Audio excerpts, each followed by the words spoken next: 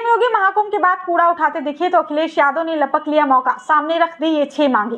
प्रयागराज में 45 दिन बाद महाकुंभ 2025 संपन्न हुआ, जिसमें 66 करोड़ श्रद्धालुओं ने स्नान किया।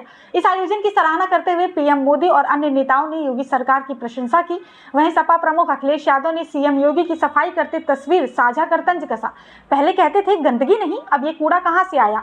उन्होंने सरकार से महाकुंभ से हुई आय का उपयोग जनहित में करने की मांग की। साथ ही मृतकों और लापता लोगों के परिवारों को मुआवजा देने की अपील भी की। 5 लाख का बीमा, समान वेतन और साथ बैठकर खाना खाया। सीएम योगी की तारीफ करते नहीं थक रहे महाकुंभ के स्वच्छता कर्मी। मुख्यमंत्री योगी आदित्यनाथ ने प्रयागराज में महाकुंभ के स्वच्छता कर्मियों और स्वास्थ्य कर्मियों के लिए बड़ी घोषणा की है। उन्होंने 10,000 रुपए का बोनस और न्यूनतम वेतन 16,000 रुपए करने का ऐलान कर दिया है। इस फैसले से स्वच्छता कर्मी बेहद खुश हैं और उन्होंने मुख्यमंत्री का आभार भी व्यक्त किया। इसके अलावा हर स्वच्छता कर्मी और स्वास्थ्य कर्मी को 5 लाख रुपए का स्वास्थ्य बीमा भी मिलेगा। मुख्यमंत्री ने सम्मान स्वरूप उनके साथ भोजन भी किया, जिससे उनका मनोबल और बढ़ा। ये पहल न केवल स्वच्छता कार्यों को प्रोत्साहित करेगी, बल्कि कर्मियों के जीवन स्तर को भी बेहतर बनाएगी। शेयर मार्केट में गिरावट पर अखिलेश ने भाजपा पर साधा निशाना, बोले इकोनॉमी से निवेशकों का भरोसा उठ गया। समाजवादी पार्टी के अध्यक्ष अखिलेश यादव ने भारत के शेयर बाजार में गिरावट का कारण विदेशी निवेशकों द्वारा पैसा निकालना बताया है। उन्होंने कहा कि ये भाजपा सरकार में अर्थव्यवस्था पर घटते विश्वास को दर्शाता है। यादव के अनुसार निवेश आकर्षित करने के नाम पर किया गया खर्च व्यर्थ है, क्योंकि स्थानीय उद्योग और उत्पादन प्रभावित हो रहे हैं। उन्होंने आरोप लगाया कि भाजपा सरकार की चंदा वसूली भी बाजार को हतोत्साहित कर रही है। कटाक्ष करते हुए उन्होंने कहा, निवेशक कहीं आज का नहीं, चाहिए भाजपा। ये बयान राजनीतिक हलकों में चर्चा का विषय बन गया है। महाकुंभ के समापन के बाद पीएम मोदी बोले, कुछ कमी रह गई हो तो क्षमा करें। सीएम योगी के नेतृत्व को लेकर दिया बड़ा बयान। प्रयागराज में 45 दिनों तक चले महाकुंभ का समापन हो चुका है। ये आयोजन धार्मिक और सांस्कृतिक रूप से महत्वपूर्ण रहा, लेकिन राजनीतिक हलकों में भी इसकी खूब चर्चा हुई। प्रधानमंत्री नरेंद्र मोदी ने समापन पर भावुक ब्लॉग लिखते हुए मां गंगा से क्षमा याचना की और सीएम योगी की सराहना भी की। बीजेपी इसे 2027 की चुनावी रणनीति का अहम हिस्सा मान रही है, जबकि विपक्ष ने अर्थव्यवस्थाओं पर हमला बोला है। अखिलेश यादव ने भगदड़ और जल स्वच्छता पर सवाल उठाए। महाकुंभ केवल धार्मिक नहीं, बल्कि सत्ता, प्रशासन और राजनीति का संगम भी साबित हुआ। रोजाना 3.5 से 4 लाख श्रद्धालु कर रहे दर्शन, 6 से बढ़ाकर 32 हुई दान काउंटर की संख्या। प्रयागराज महाकुंभ के चलते राम मंदिर में श्रद्धालुओं की संख्या 3 गुना बढ़ गई है। रोजाना 3.5 से 4 लाख लोग दर्शन कर रहे हैं, जिससे दान भी बढ़ा है। अब हर दिन 15 लाख रुपए चढ़ावे में आ रहे हैं। बढ़ती भीड़ को देखते हुए दान काउंटर की 6 से 32 कर दी गई है संख्या। राम मंदिर ट्रस्ट के अनुसार मार्च तक मंदिर शिखर का निर्माण पूरा हो जाएगा। अब तक 1 करोड़ 26 लाख श्रद्धालु दर्शन कर चुके हैं। अयोध्या, प्रयागराज और काशी का त्रिकोण धार्मिक रूप से ऐतिहासिक बन गया है, जो आस्था और विकास का प्रतीक है। संभल में जामा मस्जिद की रंगाई पुताई की जरूरत है या नहीं, आज होगा इसका फैसला। इलाहाबाद हाईकोर्ट ने संभल जामा मस्जिद की रंगाई पुताई और मरम्मत को लेकर एसआई की 3 सदस्यीय टीम को निरीक्षण करने का आदेश दिया है। न्यायालय ने कहा है कि रमजान से पहले कोई भी कार्य एसआई की रिपोर्ट के आधार पर ही होगा। मस्जिद कमेटी ने दशकों से खुद रंगाई पुताई करने की बात कही, जबकि एसआई ने इसका विरोध भी किया। अधिवक्ता हरिशंकर जैन ने आरोप लगाया कि इसकी आड़ में हिंदू प्रतीकों को मिटाया जा सकता है। कोर्ट ने कहा कि मस्जिद संरक्षित इमारत है और अंतिम फैसला एसआई की रिपोर्ट के आधार पर ही किया जाएगा। जवानों को मेडल के साथ 1 हफ्ते की छुट्टी भी मिलेगी। सीएम बोले, सुरक्षित कुंभ के लिए बधाई के पात्र।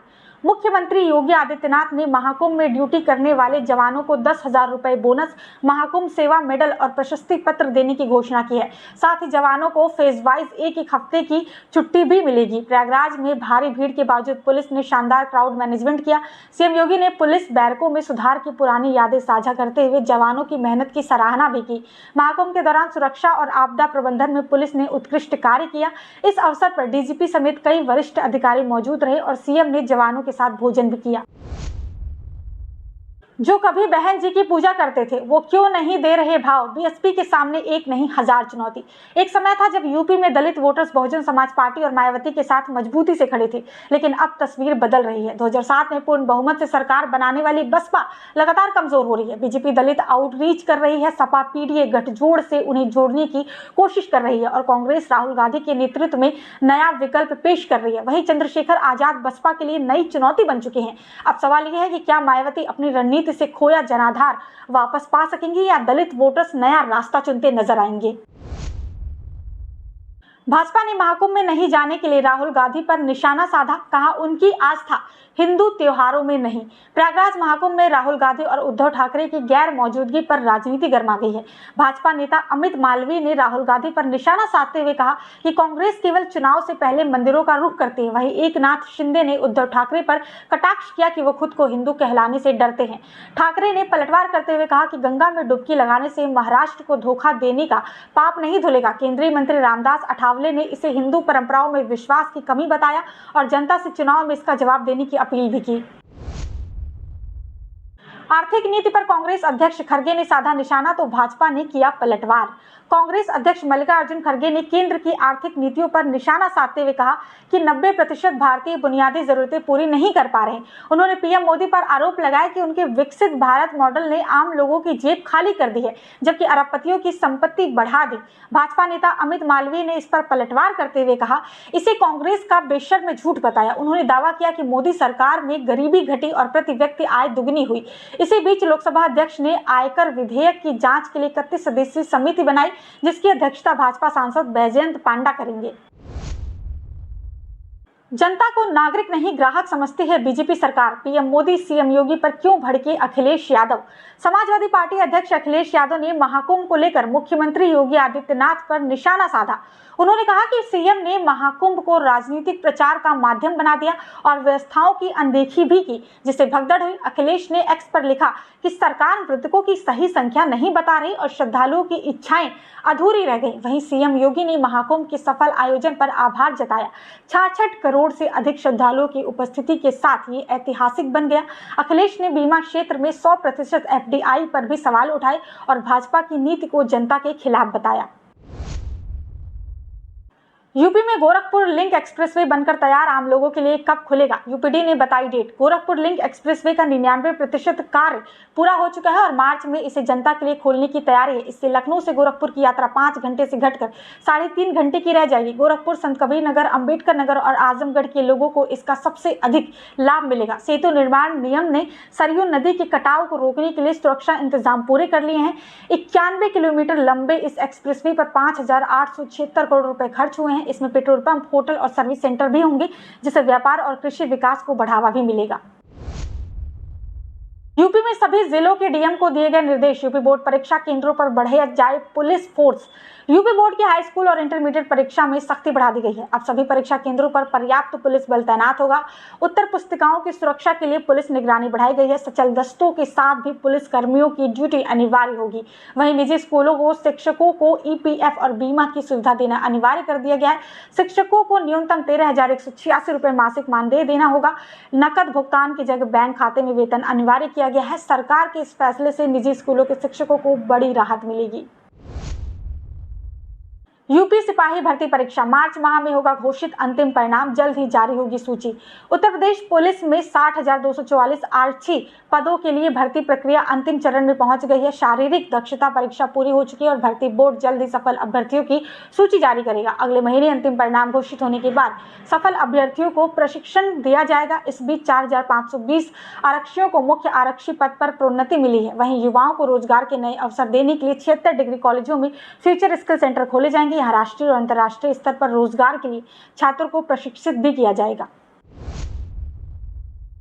यूपी की महिलाओं के लिए खुशखबरी, 57,000 से अधिक ऊर्जा सखी की तैनाती करेगी सरकार। 31 मार्च से भर्ती प्रक्रिया शुरू। सोलर सिस्टम को बढ़ावा देने के लिए सरकार ने प्रदेश की 57,000 ग्राम पंचायतों में ऊर्जा सखी तैनात करने का फैसला किया है। मेरठ की 469 ग्राम पंचायतों में 469 ऊर्जा सखियां नियुक्त की जाएंगी, जिसकी भर्ती प्रक्रिया 31 मार्च से शुरू होगी।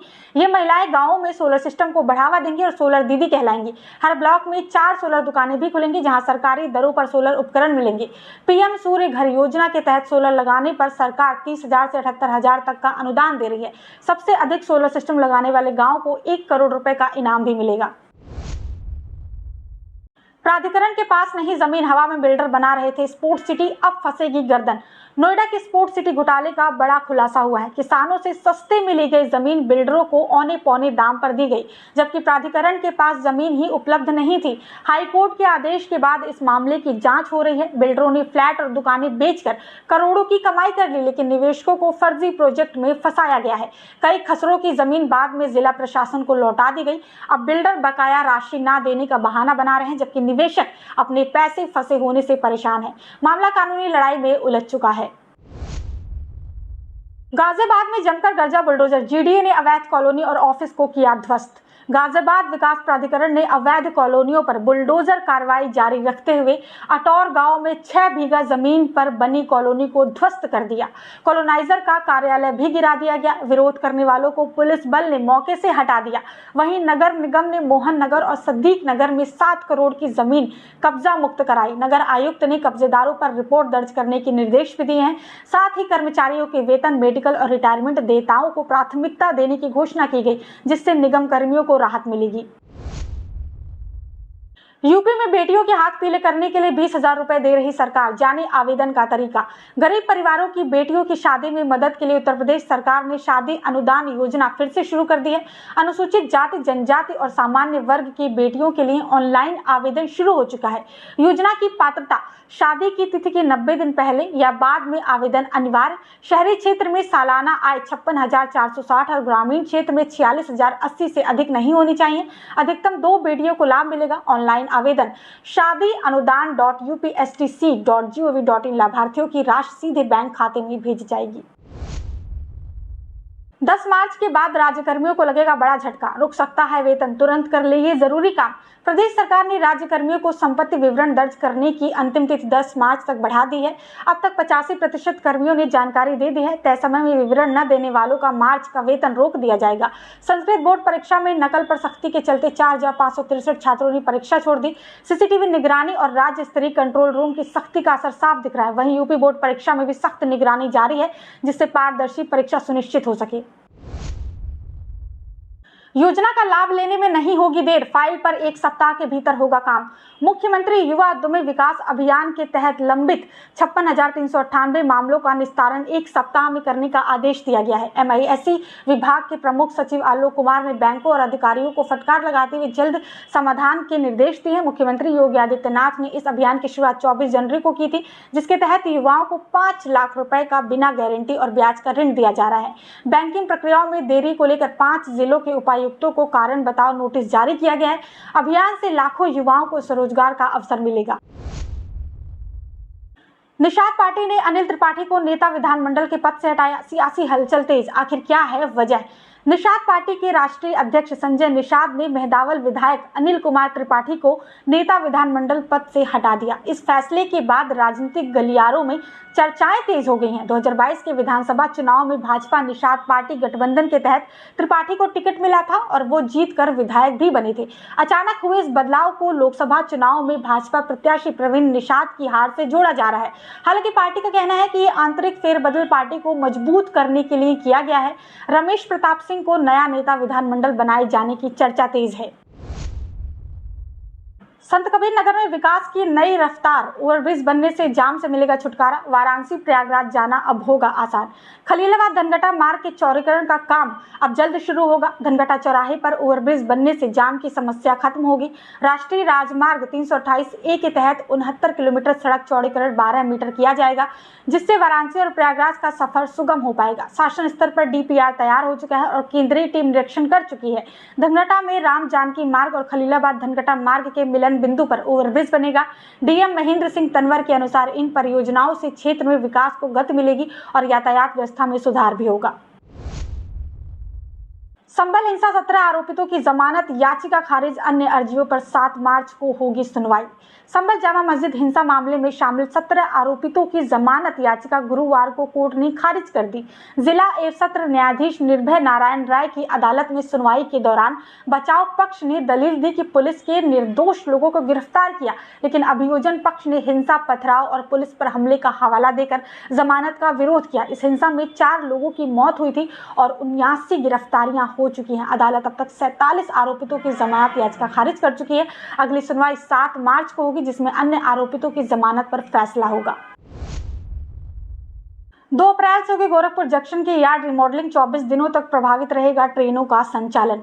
गोरखपुर जंक्शन की यार्ड रिमॉडलिंग 12 अप्रैल से 4 मई तक होगी, जिससे 100 से अधिक ट्रेनें निरस्त रहेंगी और यात्रियों को असुविधा हो सकती है। हालांकि इसके बाद ट्रेनों का संचालन तेज, सुरक्षित और सुगम हो जाएगा। इलेक्ट्रॉनिक इंटरलॉकिंग सिस्टम से ट्रेनों का नियंत्रण कंप्यूटर माउस के जरिए होगा, जिससे सिग्नल और पॉइंट फेल होने की समस्या भी खत्म हो जाएगी। गोरखपुर नखा जंगल डबल लाइन और 3rd लाइन का संचालन भी शुरू होगा। रेलवे प्रशासन ने डिजिटल सिस्टम और नई सुविधाओं के लिए तैयारियां पूरी कर ली हैं, जिससे दिल्ली, मुंबई और पुणे की यात्रा आसान हो जाएगी। यूपी के इस जिले में 60,000 से अधिक किसानों को नहीं मिल सकी किसान सम्मान निधि की 19वीं किस्त। ये रही वजह। प्रधानमंत्री किसान सम्मान निधि योजना के तहत रायबरेली में हजारों किसान इस बार भी लाभ से वंचित रह गए, जबकि उनके कागजात दुरुस्त हैं। 60,000 से अधिक किसानों को ई-केवाईसी और भूमि सत्यापन की कमी के कारण किस्त नहीं मिल सकी। कई किसानों ने अधिकारियों से शिकायत की, लेकिन उन्हें आश्वासन के अलावा कुछ नहीं मिला। उप कृषि निदेशक ने किसानों को फार्मर रजिस्ट्री कराने की सलाह दी, जिससे उनकी ई-केवाईसी और आधार फीडिंग पूरी होगी। वहीं पति पत्नी दोनों को लाभ लेने पर रोक लगा दी गई। हरदोई में 5,733 ऐसे दंपति मिले जिनसे वसूली कार्रवाई शुरू हो चुकी है।